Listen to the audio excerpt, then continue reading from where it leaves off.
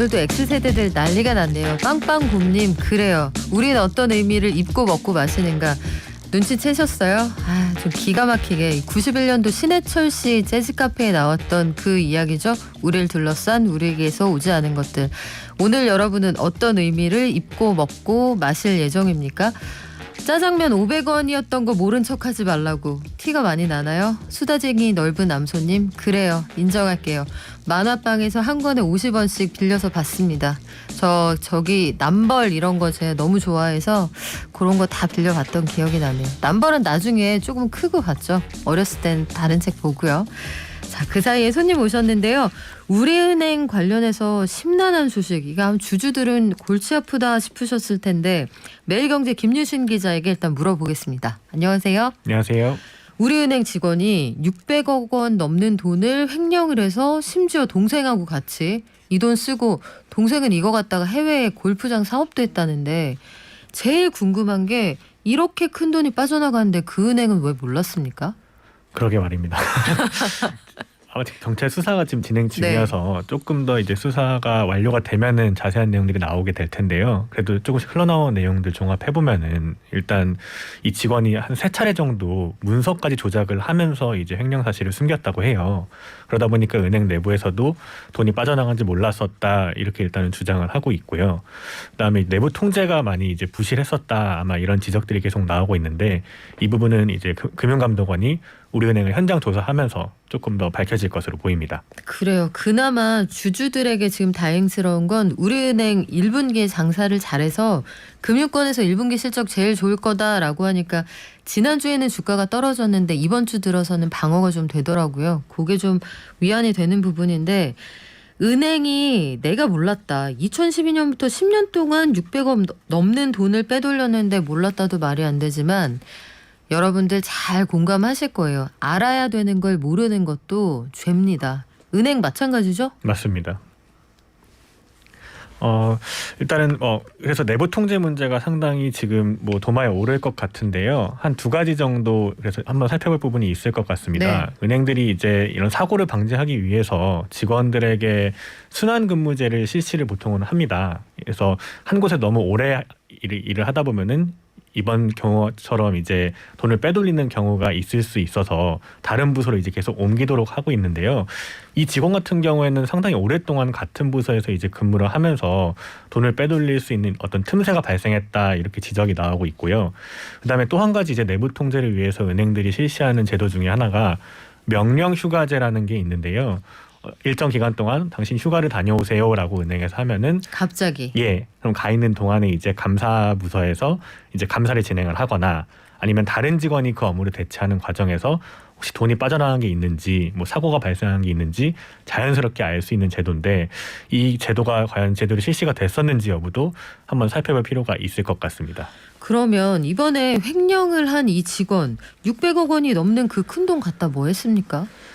보도 나온 걸 보면은 이제 파생 상품에 조금 운용했다 이렇게 일단은 경찰에서 진술을 하고 있는 것 같고요. 말씀하셨듯이 지금 이 직원하고 동생이 이제 공범으로 지목이 돼서 두 사람 모두 구속이 된 상태입니다.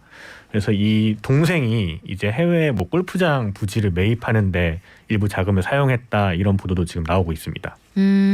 그러면 횡령 사건이 이렇게 크게 벌어졌단 말이에요.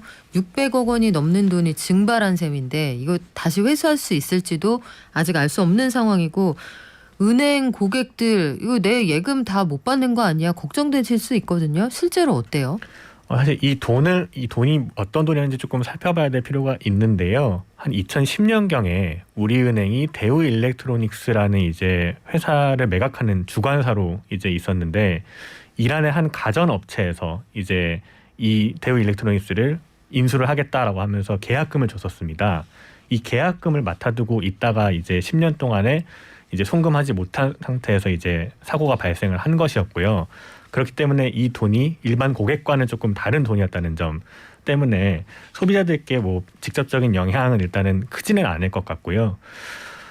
그런데도 불구하고 어쨌든 간에 이제 소비자들의 신뢰를 상당히 많이 잃어버리는 계기가 됐기 때문에 우리은행 입장에서는 상당히 뼈아플 수밖에 없을 것 같습니다. 그래서 말씀하셨듯이 이제 우리은행을 자회사로 두고 있는 우리금융지주 네. 이제 그 회사의 주가도 16,000원 정도까지 이제 상승을 했다가 이제 저번 주 사고 발생한 직후에 14,000원으로 급락하는 이런 일도 발생을 했었습니다. 그래요. 지금 금감원에서는 다행히 이 회사가 가지고 있는 그 뭉칫돈 이런 것들이 제법 있어서 이 회사가 대손 충당금 이런 게 충분하다 안심을 시키고 있는 상황인데 문제는 이번 사고뿐만 아니라 이런 금융사고가 다른 회사도 있고 뭐 증권사 뭐 일반 기업뿐만 아니라 종종 발생을 한다는 점이죠.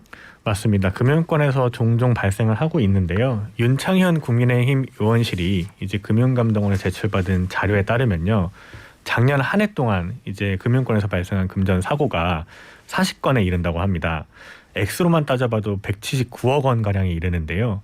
이 중에 90%가 은행권에서 집중이 됐습니다. 피해 규모로는 농협은행이 한 67억 원 정도로 가장 많았고요. 이번 사고가 발생한 우리은행에서도 한 작년에 2차례 금전 사고가 발생을 했습니다.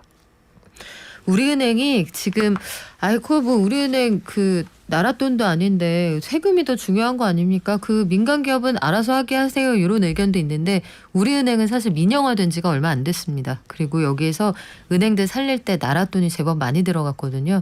이 회사가 어려워지면 우리 돈도 좀 손해봤다. 저는 그런 느낌이 분명히 있습니다. 그래서 이런 금융사고가 계속 발생을 한다. 1차적인 책임은 당연히 은행에 있겠죠. 그런데 사고를 막을 수 있는 시스템을 만들기 위해서 우리가 금감원도 두고 금융위도 두는 거잖아요. 이런 기관들도 제 몫을 못했다. 비판 피하기 어려울 것 같은데요. 일단은 금융감독원에서 이제 우리은행 말고 책임으로 지목한 곳이 바로 회계법인입니다. 회계법인. 예. 은행도 이제 하나의 회사이기 때문에 회계 감사를 받게 되는데요.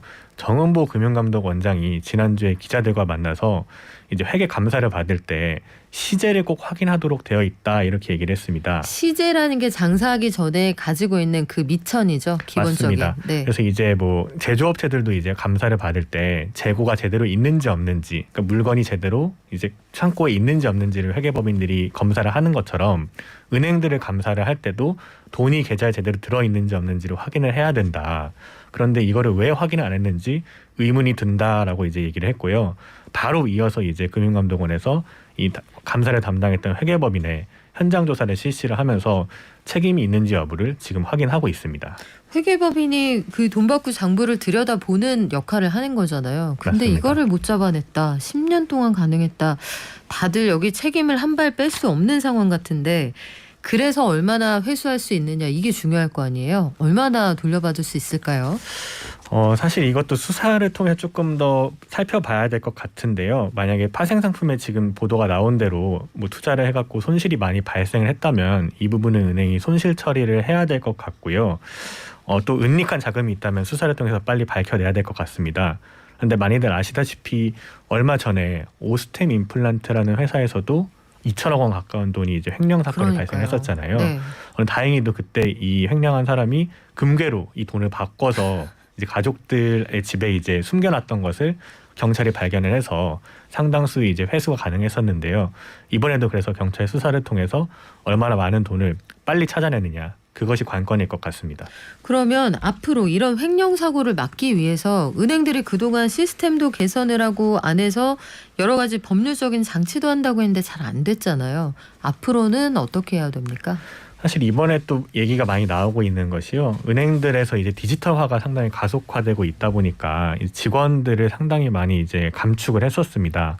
그렇기 때문에 아까 말씀드렸듯이 이제 순환근무라던가 명령 휴가제도 이런 것들이 제대로 작동하지 않았다 이런 얘기가 많이 나오고 있었고요. 그렇다 보니까 이제 비용하고 이제 효율성 측면에서 어떤 걸 조금 더 균형을 두고 이제 이런 내부 통제를 강화할지 조금 더 고민이 필요할 것 같고요. 말씀하셨듯이 우리 사회에서 이제 이런 사고를 방지하기 위한 여러 가지 시스템들이 많이 되어 있습니다.